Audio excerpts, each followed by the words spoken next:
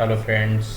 सो हमने स्टार्ट की हुई थी पॉलिटिकल साइंस का सेक्शन, हमने स्टार्ट किया हुआ था फेडरलिज्म।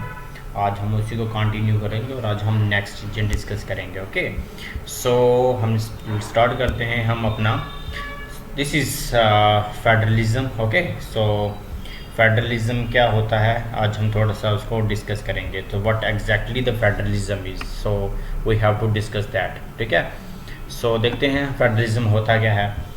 जो चीज़ें आई थिंक आपको सब जो चीज़ें मैंने पढ़ाई हुई हैं वो सारी चीज़ें आपको आती होंगी। ठीक है, तो इसी को कंटिन्यू करते हैं आज हम। तो देखते हैं क्या है भाई फेडरलिज्म क्या होता है।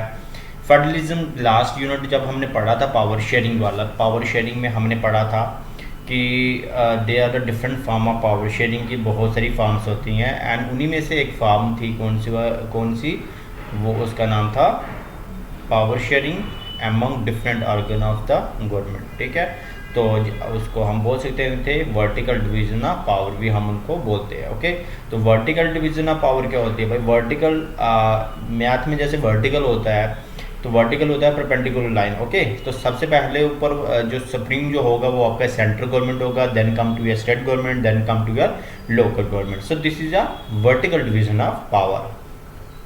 Okay, so vertical division of power को ही हम क्या बोलते हैं, फेडरलिज्म बोलते हैं। ओके, सो ये चीज़ आपको क्लियर होनी चाहिए कि वर्टिकल डिवीजन ऑफ पावर जो होती है, जो पावर शेयरिंग में वर्टिकल डिवीजन ऑफ पावर जो होती है, ठीक है, उसी को हम क्या बोले जाते हैं, फेडरलिज्म बोलते हैं। Okay, so let us start. So what is federalism, क्या होता है। सो फेडरलिज्म क्या होता है इसको हम अच्छे से अंडरस्टैंड करेंगे। ठीक है, चीज़ों को पढ़ेंगे अच्छे से, देखेंगे क्या है फेडरलिज्म में क्या होता है। Federalism is a system of government. Federalism में गवर्नमेंट का एक ऐसा सिस्टम होता है, ठीक है, इन जिसमें क्या होता है कि जो पावर होती है, ठीक है, in which the power is divided between, जहाँ पे पावर जो होती है वो किसके बीच होती है, डिवाइड सेंटर अथॉरिटी के बीच, मीन सेंट्रल गवर्नमेंट के, सेंट्रल गवर्नमेंट और सेंट्रल गवर्नमेंट के साथ साथ जितनी भी कॉन्स्टिट्यूएंट यूनिट्स होती हैं कंट्री के, मतलब हमारे देश में जो स्टेट्स होती हैं, ओके, जो स्टेट्स होती हैं उन्हीं को क्या बोला जाता है, कॉन्स्टिट्यूएंट यूनिट्स बोला जाता है। ठीक है,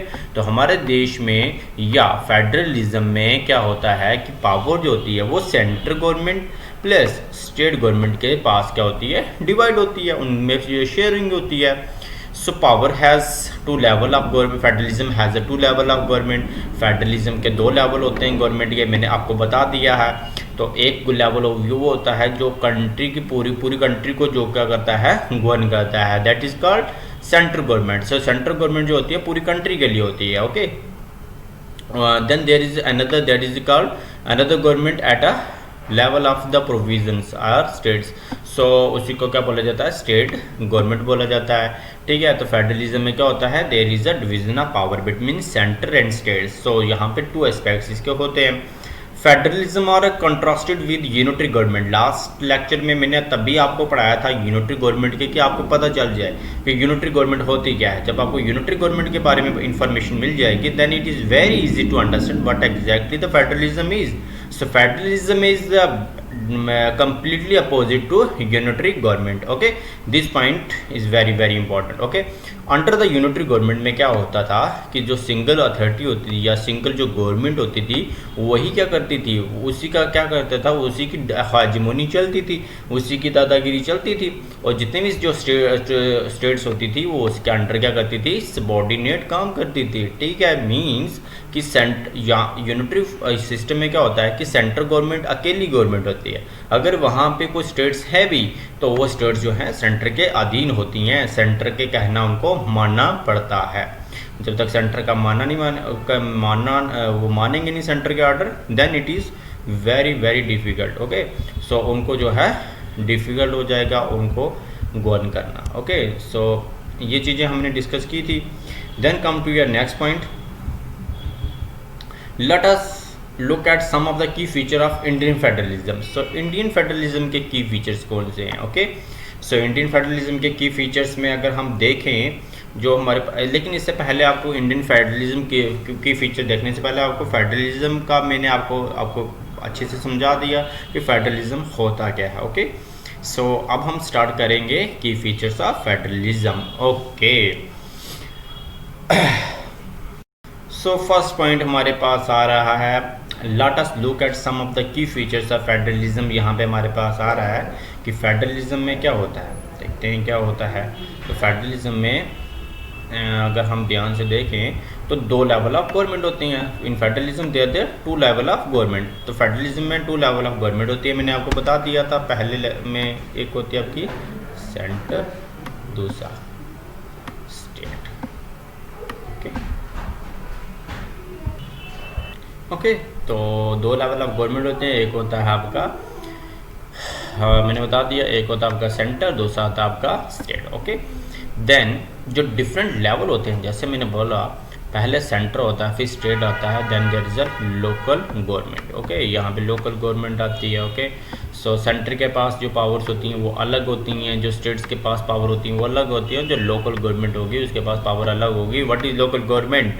सो लोकल गवर्नमेंट होती है, there are 2 type of local government, one is panchayat, another is municipality. Okay तो ये चीज़ें हमने पढ़ ली। Then come to your next point.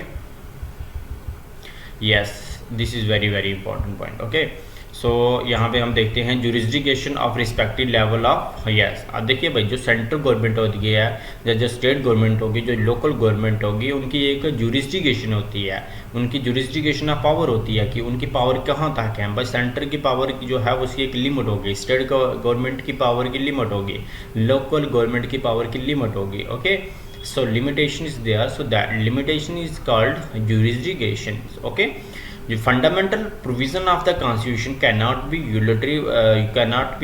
unilaterally changed by one level of the government. Okay तो क्या होता है भाई, देखिए होता क्या है, सेंटर के जो प्रोविजंस हैं, हमारे कॉन्स्टिट्यूशन के जो प्रोविजंस हैं स्पेशली, उसको कोई एक फॉर्म ऑफ गवर्नमेंट उसको चेंज नहीं कर सकती। यानी कि सेंट्रल गवर्नमेंट अकेले जो है हमारे जो कॉन्स्टिट्यूशन के जो मेन प्रोविजंस हैं, फंडामेंटल प्रोविजंस हैं, उसको अकेले में चेंज नहीं कर सकती है। ओके तो उसको किसकी चाहिए, जो ज़रूरत चाहिए होती है, स्टेट गवर्नमेंट की चाहिए होती है। तो स्टेट गवर्नमेंट का होना बहुत बहुत ज़रूरी है। ओके सो यहाँ से मैं इसकी स्टेट गवर्नमेंट की इंपॉर्टेंस के बारे में पता चला कि स्टेट गवर्नमेंट होगी तभी जो हमारी कॉन्स्टिट्यूशन की जो मेन चीज़ें जो वो अमेंड हो सकती हैं। Court has a power to interpret the constitution. Okay so जो कोर्ट होता है, कोर्ट के पास पावर होता है कि वो कॉन्स्टिट्यूशन को क्या कर सकता है, इंटरप्ट कर सकता है, इंटरप्रिएट कर सकता है। ठीक है तो कोर्ट के पास पावर होता है कि जो कॉन्स्टिट्यूशन में अगर कुछ चीज़ें हैं, ठीक है तो कुछ चीज़ें उसको रिमूव भी कर सकता है, उसमें ऐड भी कर सकता है। Okay source of revenue for, हाँ यस तो देखिए स्टेट गवर्नमेंट जो सेंट्रल गवर्नमेंट होगी उनका एक सोर्स ऑफ रेवेन्यू होगा, वो भी उसकी भी एक क्या उसका भी एक जुरिस्डिक्शन होगा। ठीक है कि वो कहाँ तक वो आप कमाई कर सकते हैं। फेडरल जो सिस्टम होता है उसके 2 ऑब्जेक्टिव होते हैं। फर्स्ट फेडरलिज्म का ये ऑब्जेक्टिव होता है कि जो हमारी कंट्री की जो यूनिटी है, ठीक है तो promote the unity of the country, हमारी जो कंट्री की यूनिटी है उसको प्रमोट किया जाए। सेकंड हमारे देश में जो रीजनल डाइवर्सिटीज़ हैं उसको क्या किया जाए, अकोमोडेट किया जाए। वेरी वेरी इंपॉर्टेंट, अकोमोडेट होता है किसी चीज़ का सोल्यूशन ढूंढा जाए, उसको सॉल्व किया जाए। तो ये फेडरलिज्म के 2 बहुत इंपॉर्टेंट ऑब्जेक्टिव है। सो फेडरलिज्म जो है 2 तरीके से बनता है, उसके बनने के 2 रूट हैं। ठीक है 2 रास्ते हैं फेडरलिज्म बनने के। फर्स्ट जो है वो रूट है coming together. Okay so coming together में क्या होता है, अगर मैं बात करूं कमिंग टुगेदर में क्या होता है, सो देखिए कमिंग टुगेदर में क्या होता है, सबसे पहले जो बिगर होंगी, ठीक है तो बिगर यूनिट होगी, मतलब सबसे बड़ी जो स्टेट होगी, सबसे बड़ी जो स्टेट होगी, ठीक है वो क्या करेगी, छोटी छोटी बाकी जो छोटी छोटी सबसे बड़ी नहीं बल्कि छोटी छोटी जो स्टेट्स होंगी, ठीक है वो सारी मिलकर, ये सारी मिलकर क्या बना देंगी, एक बहुत बड़ा क्या बना देंगी, एक यूनिट बना देंगी।